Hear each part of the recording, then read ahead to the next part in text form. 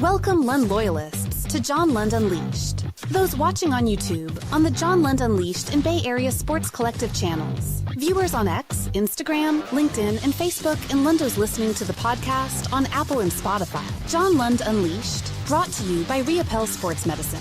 Got pain? Check out our revolutionary stem cell treatments. And guys, if low T is bringing you down, 𝐟𝐸𝐴PEL Sports Medicine can put you back in the game. Now all juiced up and ready to go, here's John.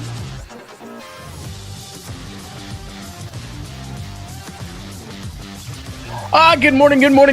Again, we are early today because I'm heading down to day 2 of 49ers camp, and Robert Saleh is speaking. So yesterday was Kyle Shanahan, George Kittle, Nick Bosa. Today it is Robert Saleh. So I'm going to go down and converse with Robert Saleh today after we see what's going on today. I'm going to concentrate on the defensive line, but we'll do good and bad from day number 1. You see the medical suitcase right there next to 𝐬𝐮𝐬𝐫𝐿. That is not good. That is Upton Stout. He had a good day yesterday. It's just day 1, and that is right next to him, D. Winters. He looked good today. So that is the cover of today's show. By the way, some people were telling me yesterday, and we got it straightened out.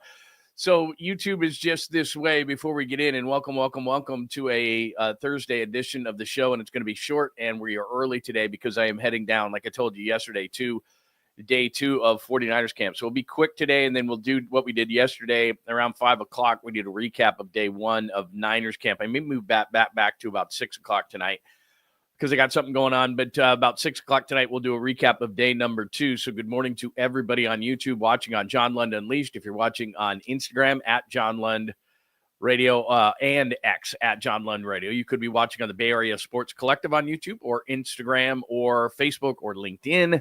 Good morning. If you were watching the recap from yesterday that I did yesterday evening, it may have been taken down briefly because they had an ode to Ozzy Osbourne, and so I was filming Christian McCaffrey running around, and they had Ozzy going on, and I was like, that was cool. They had Crazy Train. And then, of course, as YouTube is wont to do, they gave me a copyright, and they pulled it down, and then I took that music out, and then it got edited and it is back up. So if you want to watch an entire full recap of day 1 of training camp, just go to John Lund Unleashed on YouTube. I'll do a brief recap of day 1, but if you want a full recap of day 1, it is episode 199. So it is episode 1 back, and I just had to remove the music from Crazy Train. So that may not make sense because I'm like, hey, it's Crazy Train, and you're like, I don't hear Crazy Train. I had to cut it out. Or else they wouldn't let me have that because it was a copyright issue. And it was like, well, it's just in the background, but YouTube don't play. So that's the way it is. Episode 200. Thanks for joining us for a brief edition of the morning show. And like I said, going down to Santa Clara today, and then we'll have more stuff. And I'm going to concentrate more on the defensive side. Yesterday was a wide receiver day, and so we'll get into that. Brief conversation. We'll recap that a little bit. Plus, as you see on the chalkboard there, camp day 1, Jennings and the wide receivers, an injury, unfortunately. Defensively, Winters and Stout, those were the guys that stood out. Day 2 preview, as I said, I'm going to look more at the defensive line and more so Collins and Williams, the 2 rookies. I want to take a look at those guys a little bit more, so I'm going to hang around more on the defensive line and look at those drills. Don't get hurt. We've already had an injury with the Niners, and we've already had an injury that looks maybe significant that could alter one team's season at the quarterback position. We'll get into that quickly. We'll hit the Giants a little bit because Justin Verlander finally gets his first Giants win. Rafael Devers is hot and hit a home run yesterday that unbelievable that ball went out of the ballpark. Adley Rutschman rumors for the Giants. I don't know if it makes any sense, but I'll bring them to you. Random stuff. There'll be quick random stuff today because we got to be short. And then a sweet, clean, family-friendly caboose pistol is probably the hottest thing on social media and a major discussion point, and it could go nuclear. So we'll do that very quickly before we get out of here today as well. But good morning to everybody. Thank you for getting up early on this Thursday before I head down to Niners camp. By the way, if you have any questions, comments, thoughts, or anybody, or if you want me to concentrate on something or shoot something while I'm down there today, please let me know. Because I'm always looking for thoughts, especially after day 1, because day 1 was easy. Is Jauan Jennings going to be there? What's everybody looking like? Et cetera, et cetera, et cetera. There's more focus on the receivers. But today, it's a little bit more open, but I want to focus on the defense because we're going to get a chance to talk to Robert Saleh. So I want to concentrate on the defensive side today because there are so many open jobs. But if you've got something, let me No. So good morning to everybody this morning. I love that writing, by the way, Filmo. Very nice. Good morning to you. Good morning to AJ Cruz. It's nice to see you. Pine Needle, it is great to see you. Oil, hello. Good morning. Jake, good morning. Keeping the faith. It's nice to see you. Baba Booey, Baba Booey. It is nice to see you again. EB, what's going on, man? It is football season, my friend. Scott, Papa J, it is great to see you. The Nutter. Hello, Nutter. Taylor, good morning to you, my friend. Dom, it is always good to see Dom. I got to get with Dom, man. Danny, Golden TV. Hello, Danny. Join Danny's channel. He does stuff, too. He's in the Valley of the Sun, and it is warm there, warmer than it is here. At least we're getting to see the sun today. Naomi, good morning. Joy, good morning to you. It is great to see everybody. And again, thanks for getting up an earlier time. I went, okay, we're going to 9 a.m., and then I went to 8 a.m. We'll go normal time tomorrow. I don't need to go down tomorrow because they're doing special team stuff tomorrow, and it just does not thrill me. They're going to have Brant Boyer on the podium tomorrow. So I'm going to talk to Solid today, and then I'm going to take a day off, then go back over the weekend. So anyway, that's the deal. And it was cool to be down there and to see everybody. I talked about this a little bit yesterday. But let's see, who's competing for kick return? All right, I'll look at that. They did a bunch of special teams, by the way. By my count and having covered a lot of these training camps, they did much more special teams at the end. And you know how there was that debate at the end of the year? Does Kyle care about special teams? Well, with Brant Boyer, they did. They did a lot more block and a lot more, they're a lot more going at the punter and blocking and all sorts of different blocking schemes and everything. They always do the kicking stuff at the end, in which both kickers, Greg Joseph and Jake Moody, went 4 for 4. They went 30, 35, 40, and 50, and they both went 4 for 4. But, I'll take a look at that stuff. Absolutely, I will. So anyway, good morning to everybody. Let's get going on everything. And as I said on the cover there, those were not the three main stories, but 𝐃𝐨𝐽, a hamstring injury. That's not great, and he's going to be out a while. Upton Stout got a lot of love from Kyle Shanahan yesterday, and D. Winters had what would be a pick six. And again, I don't worry about interceptions. This isn't a thing that I'm talking about Brock. It's just he did a nice job, and it seems like he's more under control this year, and it's just one day. But last year, he would get to the spot because of his speed, and he was just out of control when he got there, D. Winters. And maybe it's just some maturity this year that he actually got there, and he might be in control when he gets there. So that's why I put those three guys on the screen, because I thought those were three of the better players yesterday. So let's start on the offensive side, though, because wide receivers were the big deal yesterday. Let's talk about the wide receivers. The bad news first. Here is Kyle Shanahan asked about 𝐃𝐨𝐽, and he reveals that 𝐃𝐨 suffered a hamstring injury yesterday. Jake had one of the best OTAs out of anybody on our team in terms of most improved and most prepared for it. Unfortunately, I think he pulled his hamstring and routes on air today before we started. So I'd say to just keep on his trajectory. Hopefully he can stay healthy and keep going where he did in OTAs, but probably had a little setback today. So hopefully that's better news than what we're guessing out there, and he can get back to what he's doing in OTAs. He says, hopefully it's better news than what we're guessing out there. And you know what? They got the trainers and everything, and it's not guessing. They know. So 𝐃𝐨𝐽 is going to have a setback. That's not good because, as I've told you on 𝐃𝐨, it's not that I don't think he can be good. He was a great college receiver at Arizona, but he's 5'9", 175, and tell me how many receivers in the league at that size are having great success. It's just there's not a whole lot of them. So that's why height, weight, speed matters in the league, because you're trying to kind of emulate that type of a thing. And he was going to be a guy that maybe was going to be used on some of those jet sweeps and things like that, maybe in the return game, and that's going to hurt his progress. There's just no doubt about it. And you're already hurt and down at the position with Brandon Ayuk.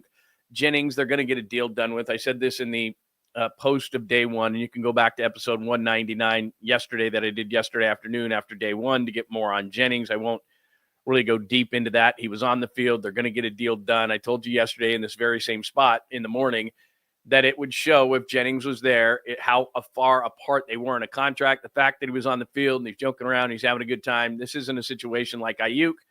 I think they're close. I heard when I was down there yesterday that they're going to get a deal done. Now, is it going to be $20 million a year? No, it's going to be a bump. I think it even might be for a couple of years, not just one, but we'll see. So there's that situation in the background. But this thing on 𝐃𝐨𝐽, even though last year he wasn't a big part of the team, he had great OTAs. I thought he was going to be a guy that was going to be a quick guy in the slot, maybe be part of the return game and work in some jet sweep situations that Debo would have been. So I'm not going to call it a significant loss, but potentially they were going to use him in that way. And it's just going to be, it doesn't mean he can't be a guy that can't contribute this year. It's just that hamstrings are tricky, and it could be a couple of weeks up to a month. So that's not great news to start. Now, a guy who was already hurt, that's Ricky Pearsall. So here's some Ricky running around yesterday, and I hope I'm not going to get in trouble on this. You know what? Here, let me do this. There's Ricky running around because YouTube gets so pissy about music in the background, and we don't really need the music. There's Ricky running around right there. And I saw him across the field. This is a far field from where we are. Just to give you some context, we're on the field on the far end of the other field. So it's hard to see Ricky running around there. But there's some Ricky, and he's kind of jogging around. I saw him running harder than this from the far field. So again, let me just reset this really quick. So, you know, you can see him doing some cutting and things like that. Kind of starting out slow here. But he did do even harder running than this yesterday when I saw him. And again, I was just I had far focus, so I had some camera work on him, but it wasn't very good. So this is much better. But you can see him cutting, and I'll play some stuff from Kyle Shanahan in a minute and when he expects Ricky to be around. But you can just see it's really more conditioning for Ricky at this point. It's not really the hamstring, which he hurt in OTAs. It's more his conditioning. So here's Kyle Shanahan when asked about where Ricky is and when he might get on the field for training camp. He's someone that, I mean, if this was probably a few years ago, we would practice in the day. I mean, when you hit your GPS speed, your max speed that you hit before you were hurt, when you can run all those routes, that's usually your protocol to go back. And he hit all that stuff over the weekend, which we felt good about, but he wanted to make sure his conditioning was right. So we're just doing that for 3 days, and he can continue to hit all that stuff. His conditioning's good. I'd be surprised if he wasn't out there Sunday. All right, so there you go. Ricky Pearsall on Sunday. I'm not worried about Ricky. It more for me is, okay, he had 14 catches in his last 2 games. He looked pretty good. He had the touchdown against Tampa. There were flashes from Ricky Pearsall. I liked him coming out. It was a surprise pick. But again, he's not a small guy. He's 6 foot 190. He runs a 4.4 40, so he's got absolutely adequate speed. The reason they drafted him, let's go back to the Super Bowl, because Ricky runs really good routes. And against Kansas City in the Super Bowl, Trent McDuffie's a great corner. Snead, who then got traded to Tennessee because of financial deals, but Snead and McDuffie just shut down the 49ers receivers, and they're like, we got to get better route runners. So that's what Ricky's supposed to do, but he's an unproven commodity. So at the beginning of the season, it's going to be Jennings. It's going to be Pearsall. That's just the way it's going to be. And then it was supposed to be Cowing in the slot. That's what they were going to do, and that's why the Cowing thing is a big deal. Because another guy that I thought was really impressive, and again, it's one day, and we've seen Demarcus Robinson. He was in Kansas City, was in with the Rams, and it wasn't like you were on the field going, wow, that guy's really good. But he's solid. He makes the plays he's supposed to make. He's had some drop problems in his career, but I think he's maybe over that, because when you see him up close, he wore number 5 yesterday for the 49ers in camp, so he's going to wear number 5, and he's bigger than you think. I mean, he's lean, he's long. He made a couple of nice catches yesterday in traffic in the 11-on-11 at the end of practice. I like the guy. He's got really good size, better size than you think. He's kind of a glider. He's not really a speed guy, but he gets open. He knows what he's doing. He can find the holes in the zone. I really like the guy, and it would have been nice if they'd had him at the beginning of the year, but along the lines of what's going on with the wide receiver crew, there's an issue. He has a DUI, and he pled guilty to it just, a week or 2 ago. And so he's going to miss the first couple games of the year. And if we go back to Ayuk, and on Tuesday of this week, John Lynch was not overly optimistic about Brandon Ayuk. He just said, look, there's not even a timetable. So I don't know who the third wide receiver is going to be. I don't know who the slot wide receiver is going to be at this point. And yesterday, there wasn't any talk. Remember, everyone was talking about Jordan Watkins in shorts. Oh, my God, there really wasn't a Jordan Watkins sighting yesterday. So I'll try to concentrate a little bit more on that and see where they are. And then one of the things Kyle Shanahan said in post day one was, yeah, we'll have our eyes open for a wide receiver. Now, does that mean Amari Cooper? Does that mean Keenan Allen? Does that mean, I don't know. Those guys, this is just my experience, and I'm sure you know this. They probably don't want to be much in camp. Everybody runs a version of Kyle Shanahan's offense. I'm sure they can pick it up rather quickly. So I would imagine maybe a week or 2 into camp, those guys would say, all right, I kind of need to get into shape. I guess I'll come in. So I wouldn't totally dismiss the fact that another receiver could come in. I know St. Brown came in. It's hard. He admitted that. He was asked about St. Brown, and he said, yeah, it's hard to pick it up. But he said, there's similar terminology in the places he's been before here, so maybe he can. I think he's just a camp body, and I think they would try to upgrade a little bit more at the position. So anyway, that's a long version of that's the wide receivers, and that was the big story yesterday. And I think they would still like to upgrade at the position. So there you go. That's what's going on as far as the wide receivers. Not great that Cowing's hurt, and that he could miss a couple of weeks. And when they say, yeah, we'll find out, they go right to the player right when they get hurt. Like a knee injury, they move the knee around, they know.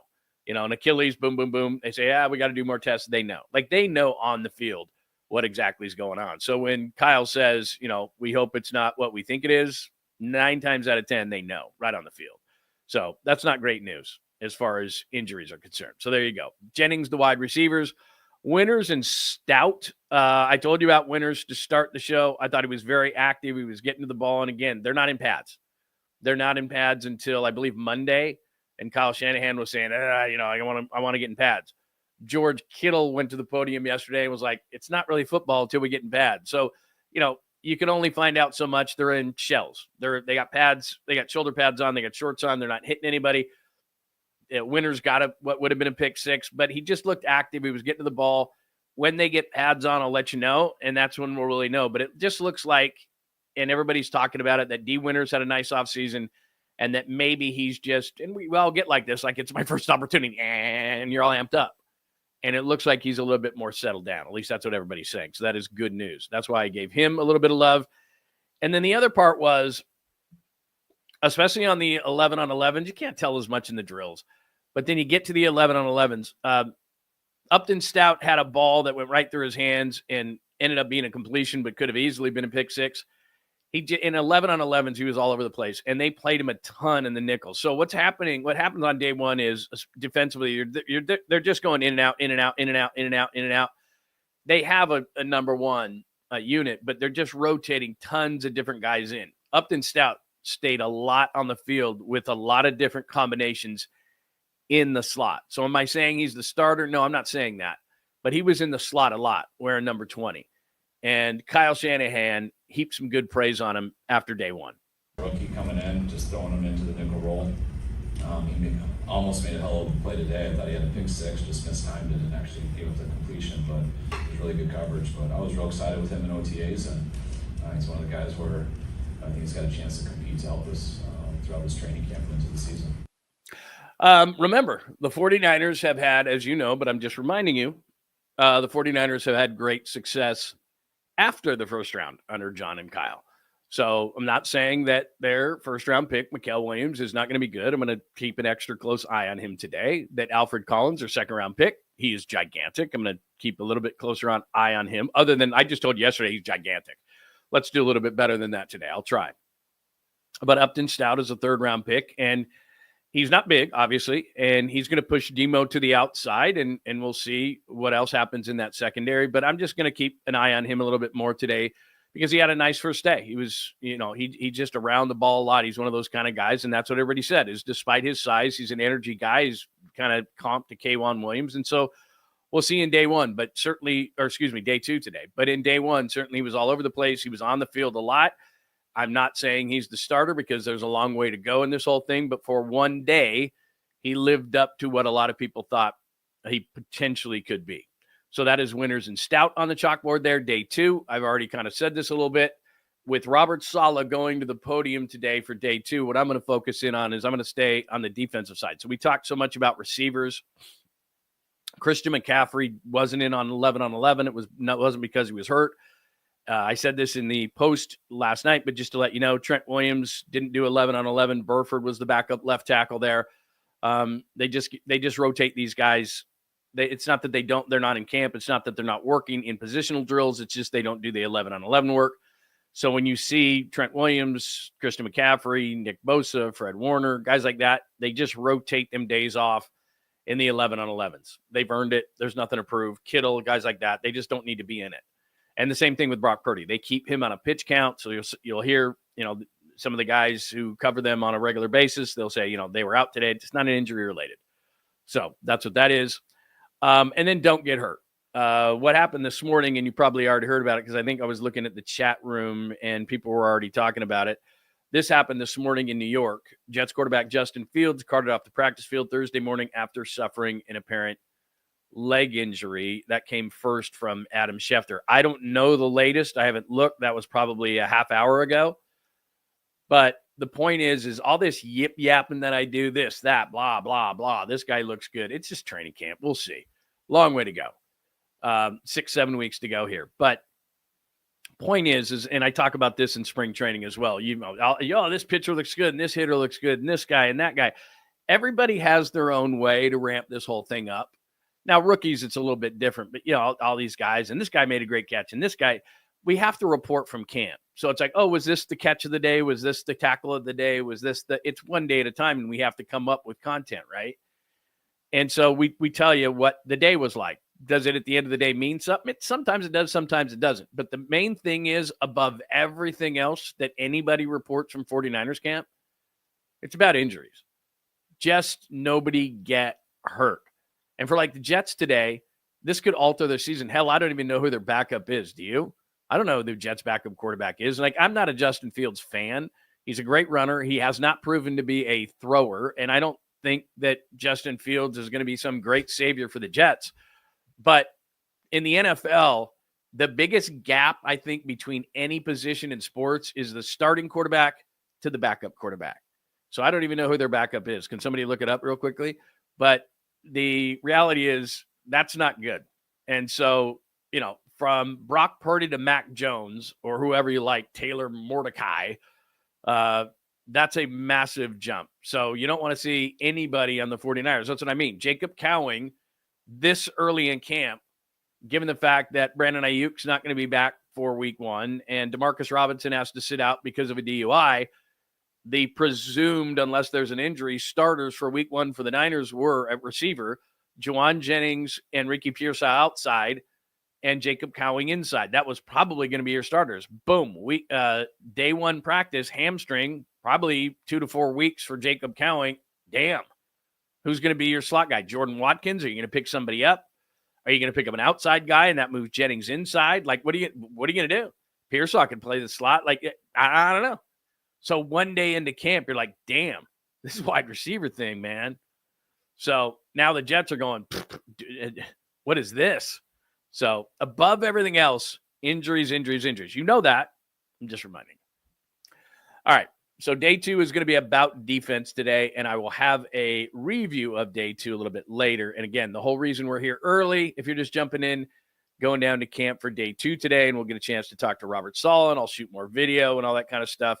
And we will have a complete review today at about 6 p.m. Pacific time. And by the way, stay with John Lund Radio, at John Lund Radio on X, because just like yesterday, I'll post a bunch of stuff from camp as we go, and then we'll have a full recap at 6 o'clock. So just so you know. And by the way, if you're on X right now watching, if you're on Instagram, come on over to the chat room and say good morning to everybody. If I haven't, Joji, good morning to you. It is great to see you, my friend. Christian, haven't said good morning to you. James, good morning to you. Jacob, hello. It is great to see everybody. A bunch of people jumping in for Niner season. Very, very cool. James, I did not see Pickens' injury there. Let's see. But yeah, that's the only thing you're looking at. Humboldt Fats, it is good to see you this morning. Good morning to everybody. Keeping the faith. I think I saw you this morning. But anyway, you know that, though. I'm just reminding you. Everything is cool, and it's great to get information, but just injuries are everything. All right, so day 2, and we'll have a full recap at 6 o'clock. And then remember to stay at John Lund Radio on X, and I will be sending you stuff throughout the day. Hi, J49. All right, as far as the Giants are concerned, Justin Verlander got a win. Justin Verlander got a win. Justin Verlander got a win. Here's Bob Melvin talking about it. Upwards of 40 pitches close in the first inning. I mean, there's some toughness involved in that. A lot of heat out there. He knows that bullpen-wise we're a little beat up too. To get through the first was huge for him, and then he ran pretty good after that and gave us 5 and got a win, and it was celebrated pretty good in there. It looked like someone was starting to get loose in the bullpen during that first inning. How many batters did Verlander have left? Man, I didn't want him to throw 50. I was willing to let him throw into the 40s, but 50 would have been too much. So there you go. Bob Melvin, give him a little rope because he didn't want him to Didn't want to have to take him out of there early, but Justin Verlander, now 1-8 on the season, gets the win for the Giants. They win the series against the Braves, and now they move on. And here's what's going on as far as the schedule is concerned. And they're 2 games back of the Padres for that last spot. So this is what it looks like as far as the schedule is concerned. And this is interesting now because they come home this weekend, the Mets. That's going to be tough. That's a wild card team. But now, after that, okay, you get Pittsburgh. Then you get the Mets again. But then you got some chances here. Pittsburgh stinks. Washington stinks. All right? Now, the trade deadline, let me go back for a second here. Your trade deadline is right up here after Pittsburgh. Hopefully, you sweep Pittsburgh here. You're feeling good. You make a move here right after Pittsburgh. Okay, then after New York, look, 3 Pittsburgh, 3 Washington. We've been through this before, and they didn't play well. Now, here comes San Diego. 3 San Diego, Tampa, back San Diego. So you got 7 here against San Diego, the team that this is going to decide your season right here. I know we'll say this a million times, but 7 against San Diego. You're 2 in the loss column behind San Diego. So this is coming up briefly. Then this doesn't get easy. Milwaukee and Chicago are fighting for the Central. Do you know that Milwaukee has the best record in baseball right now? Milwaukee, the team that loses like 1 million guys every single year. Milwaukee has the best record in baseball. It's unbelievable. So that's what's coming up as far as the Giants are concerned. They got a bunch of winnable games. And we said this, right before the trade or right before the All-Star break? We were like, look at all these games they can win. Look at all these bad teams they're playing. And they sucked. Remember, White Sox, who else was in there? Bunch of bad teams. And they didn't take advantage of it. They got to do it this time. How the hell did Rafael Devers hit a home run on that pitch? I'm no longer doing video because YouTube just pulls it down. How the hell did he hit a home run on that pitch? For those people who are stupid enough to say that was a bad trade with the Red Sox, come on, man. He hit 2 home runs yesterday, and I'm not just saying it because he hit 2 home runs. The dude is one of the top 10 hitters in baseball. He had a little bit of an adjustment issue, whatever. This guy's so good he can carry him in the second half. He hit a home run off that pitch. Look where that pitch is. He hit a home run. I mean, you saw it. I'm just reiterating. He's ridiculous. And this is what he's done. And this is a small sample size. I get it. What is that? 26 at bats, 385, 2 home runs, 6 RBIs, 26 at bats since the All-Star break. And as Jeff says, I think he's going to be okay. I never doubted it for a second. I don't think anybody in this room did. There were people saying that they thought it was a bad trade. I don't know if you've seen, again, it's not because of who he was traded for, because they just didn't give up much. I like Kyle Harrison. He's in the minors. They're trying to make him a starter and give him more pitches, a more variety of pitches. So, look, I'm not saying they were perfect yesterday, but they take 2 of 3. The Mets aren't going to be easy, but you're coming home. You got to have a little bit of confidence here.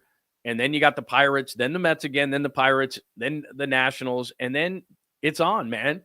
You got 7 games with a sandwich of Tampa Bay in between it. You got 7 games against the Padres. They're 2 ahead of you in the loss column. Get your heads on straight, man. You got to go. You got to roll, man. That's the team. That's who you're going to battle with. I think the Cardinals are flawed. I think it comes down to that last wild card spot. It's going to come down to the Padres and the Giants.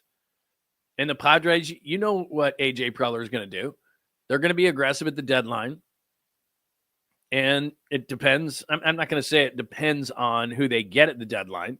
But now that Landon Roop has solidified that number 3 spot, do they go starter? I would like to see that. And then I think that you're not going to be overly excited maybe about what they do. But I think now that Devers can play first base, I think that if you get, you get a above average second baseman. And again, I owe someone, I forgot who said it, but a couple of days ago they said, and Casey Schmidt went and said, I'm shaving my head. Casey Schmidt's been good. I still reserve the right to make it a little bit larger of a sample size for Casey Schmidt, but Casey Schmidt's been good. I got to give it up to him. And yeah, you're right, Pine Needle. Bailey's been better. Got to give it up to him. But they got to be more consistent. They got to do it in a bigger sample size. So, but it's better. Adley Rutschman rumors, by the way. And I don't know where they're coming from. It might have been made up. I have no idea where they're coming from. Let me just throw something up really quick on Adley Rutschman. It just depends on which dude you'd be getting. I mean, Bailey'd be going the other way. Rutschman's not the defender that Bailey is. It just depends on which dude you're getting. I mean, if you're getting the first 2 years, yeah, I'd be interested in this dude. If you're getting like the first few, couple 2-3 years, I mean, OPS of 806 from your catcher, yeah, I'd be interested in that guy. 809 the second year. But then this dude, I mean, the dude this year, now he's hurt and he's close to coming back. But if I'm getting this dude, I think Patrick Bailey can get to this level, and he's a better defender. 691 OPS, 8 home runs, 20 RBIs. Now, he's been banged up. But, he was an all-star on reputation maybe in 2024. 80 RBIs, a couple of last 2 years. He's a 20 home run guy. I mean, if you're getting 20 home runs and 80 RBIs out of your catcher with an above 800 OPS, you're doing a pretty good job. So if I'm getting the first 2 years of a Adley Rutschman, yeah, okay. He's only 27 years old. I mean, I like Adley Rutschman. He's a nice player.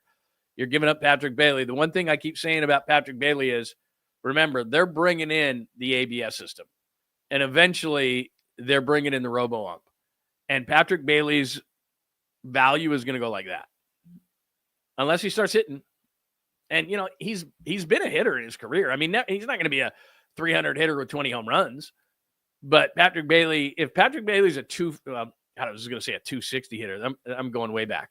If Patrick Bailey's a 230 hitter that can hit, I don't know, can he hit 12 home runs and knock in 60? I mean, I don't think that's too much to ask for Patrick Bailey. 12 home runs, 60 RBIs, 235, 240.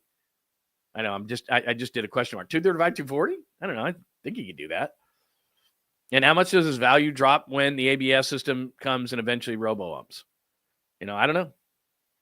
That's definitely a question. So, I don't know. What do you think of Rutschman?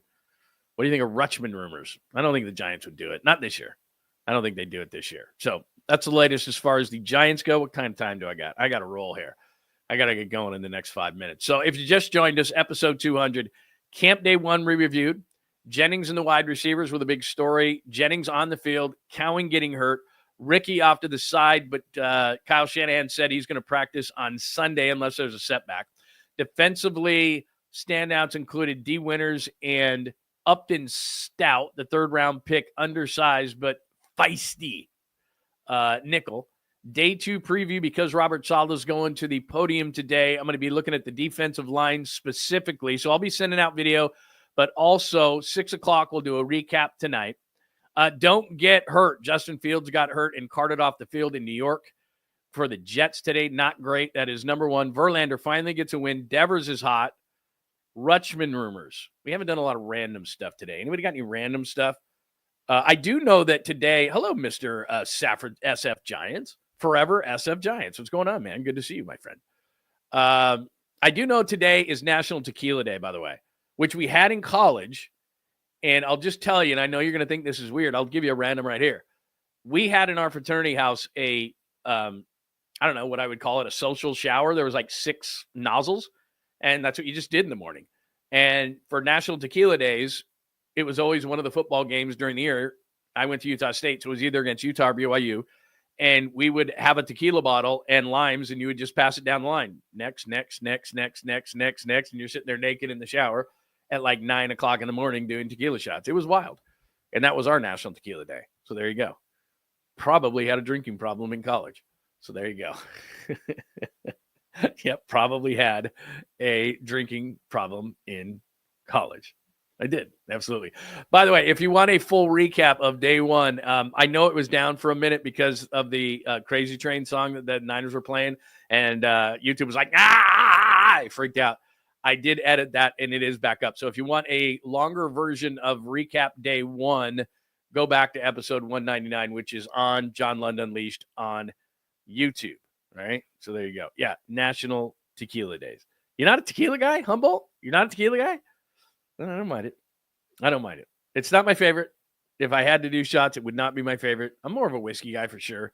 I like margaritas. I can go with a margarita. Let's see. Somebody said something about Adley. Yeah, I don't think Adley Rutschman's coming this year. I think it could be an offseason thing because I got to believe that the Giants are, bouncing around the fact that when the ABS comes and eventually robo-umps, like what's going to be the value or what's Bailey's value? Is it going to drop? I mean, look, great at blocking balls, those kind of things. Great defensive guy. He can throw, all those kind of things. Get me credentials. I'll be your assistant carrying all your bags, all your equipment. Let me see what I can do. I don't know what kind of pull I got. Are you a rum person? I don't mind rum. Rum. I don't know. I don't hate rum. I don't hate rum, I don't hate rum. All right, should we do a sweet, clean, family-friendly caboose pistol before we get out of here? Because we didn't do one yesterday. And my God, it's all over the internet. And this is not a political show. This is not a political show, nor is this a political statement.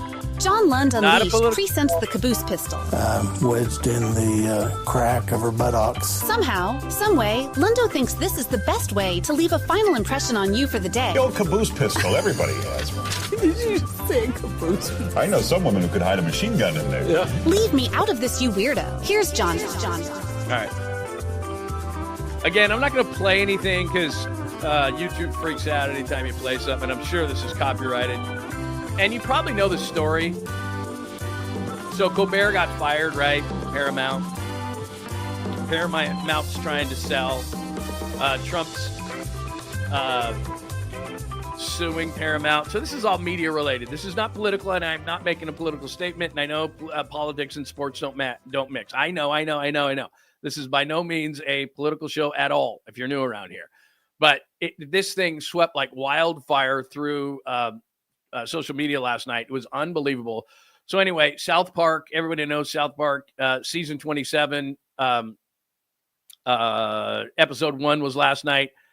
And they don't shy away from anything. And so Trump is suing everybody and Paramount and all this kind of stuff. And they got finally a deal done with Paramount. It's very complicated.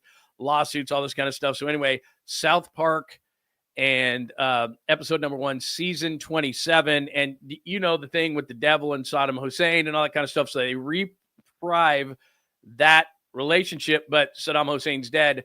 So then they do it, but Trump takes the role of Saddam Hussein. And there's a lot of penis jokes in there. So did you see the episode last night? Or you had to have at least seen it on social media. Because if you're on social media at all, you had to have seen it. You had to have seen it. But I'm just showing you some pictures. So there's that part, which Trump's going to freak out about. But then did you see the PSA? The PSA is unbelievable. And this is where he's going to lose his mind. They did, obviously, an AI version of this thing. And his penis was a talking penis. And he was out in the middle of the desert.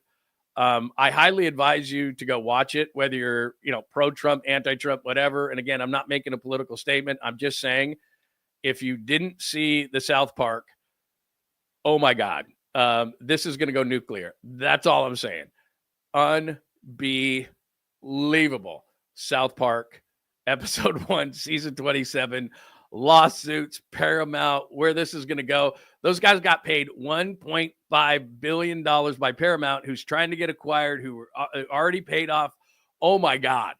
It's going to go nuclear. So anyway, just so you know, just go to social media. Put in South Park. It is unbelievable. That's all I'm going to say. It is unbelievable, this story. And if you don't know the story of it, just go back a little bit, because it's not as simple as South Park makes fun of our president.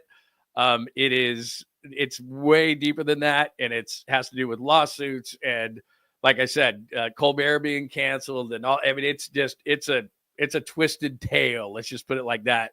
And South Park has gone after a lot of people. They have, I don't think, and I've watched South Park for a long time. It's funny. I don't think they've ever eviscerated or torched, or whatever word you want to use, anyone quite like this. It is unbelievable. Anyway, I will leave you with that. All right. If you missed anything, go back to the front of the show. We'll be back at a regular time at 9 a.m. tomorrow. But remember, I'll be back. I will do a full review of training camp day 2. I'm leaving right now down to Santa Clara, and we will do a full recap. 6 p.m. tonight Pacific. Come back, and then tomorrow we'll be back at the regular 9 a.m. time. Everybody have a wonderful, what is today? Thursday. Wonderful Thursday. If you want a full recap of day 1, episode 199 accomplishes that. Have a wonderful day, everybody. And we'll talk to you at about 6 o'clock tonight for a recap of day number 2. day number. Thanks for hanging out with John Lund Unleashed. We'll try to be better next time, though I wouldn't hold my breath. Please like and subscribe on the John Lund Unleashed Pod YouTube channel. Watch live shows weekdays at 8 a.m. on YouTube, Instagram, and X. And make sure to have your alerts on for shows throughout the day or night. All things Lund can be found at johnlundunleashed.com. johnlundunleashed.com. Goodbye!